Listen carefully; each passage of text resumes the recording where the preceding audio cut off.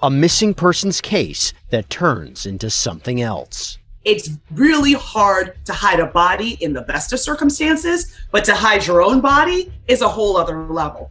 It's April 26, 2013 in Pittsfield, Wisconsin.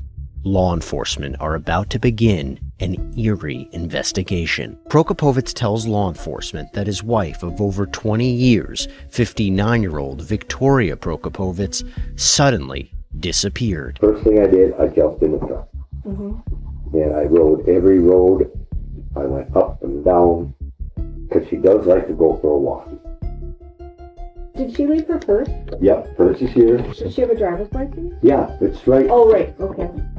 But no credit card, you said? No. So she wouldn't have jumped on a plane and went No credit card. Does she have a job? No, she doesn't work. She's on disability. For what? Depression and stuff. She's on psychiatrist care. Her psychiatrist did testify. He testified to the diagnosis that he gave her as being bipolar disorder, attention deficit hyperactivity disorder, and anxiety disorder. She was also suffering from borderline personality disorder. She had surgery. She had a colostomy. She had the bag on for about 3.5 to 4 months. I know she was really depressed about this surgery because she did have problems with control of her bowels. That physically changes how your body functions. And for someone who is already suffering from serious mental illness, it's absolutely going to compound the depressive symptoms that she experiences. There could be an ominous possibility. She attempted suicide once about 6-7 years ago. Yeah. Because she attempted suicide.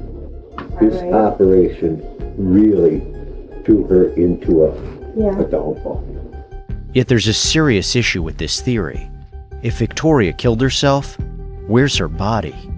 It doesn't make sense. If she was to run off, she would take some things that you would think she would. Yes. If she was to hurt herself, she has no means of hiding her body. No. It's really hard to hide a body in the best of circumstances, but to hide your own body is a whole other level. She said if she was going to do it again, she was going to do it, but nobody would find her. That's the words that came out of her mouth. If Vicky, though, was actually harmed, where's the evidence? I had nothing to do with her disappearance. You know, if anything would have occurred in that house, there's no way it would have been put back together. Your house is cluttered, that's absolutely true. Guys, she'd been gone before for 2, 3, 4 hours sometimes, and she'd come home again. If you would have lived with this damn woman for 20-some years, you'd know what I'm trying to tell you. I ain't do nothing, so I'm not worried. James is adamant he doesn't know what happened to Victoria, but does suggest she may have actually killed herself, especially since she attempted suicide in the past.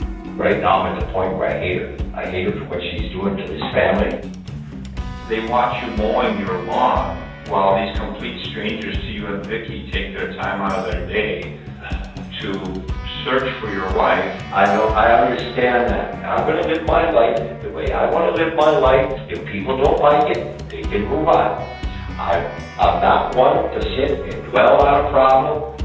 He's able to move on pretty quickly.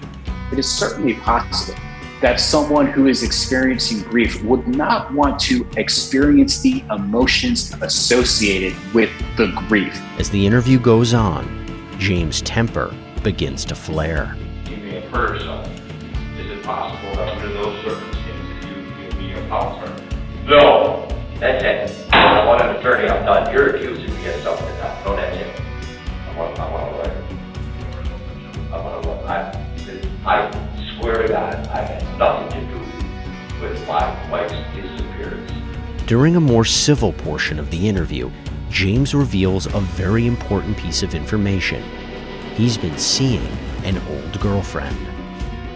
So what is that, where you met this other girl? Yeah, she happened to be there.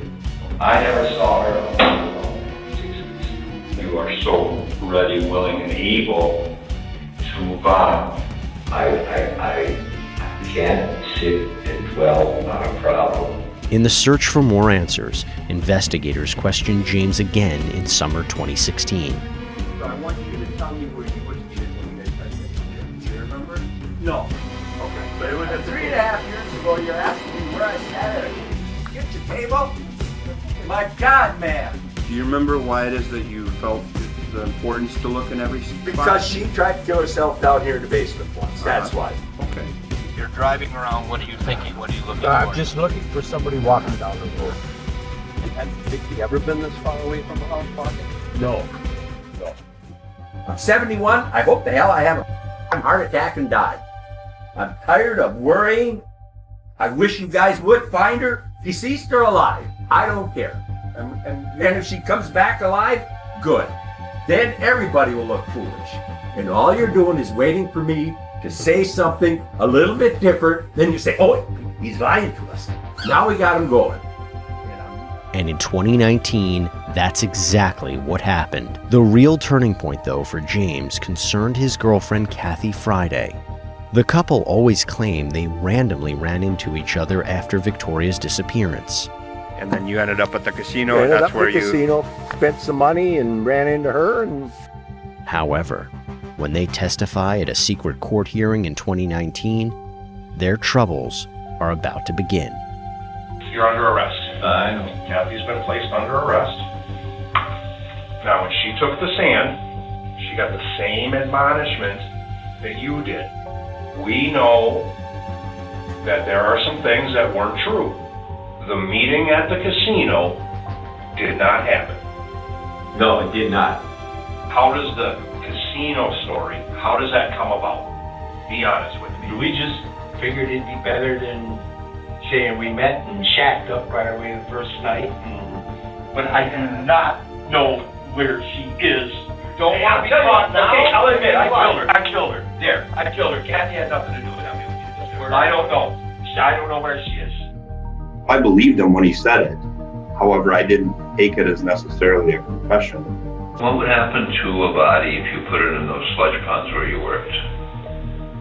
I don't know. You'd probably never find it.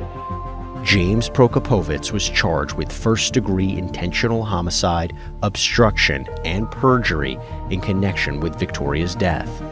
After 8 years, he finally went on trial. As to the offense of first-degree intentional homicide, the verdict has been marked guilty. After a jury convicted Prokopovitz of homicide, obstruction, and perjury, the 75-year-old was sentenced to life in prison without the possibility of parole.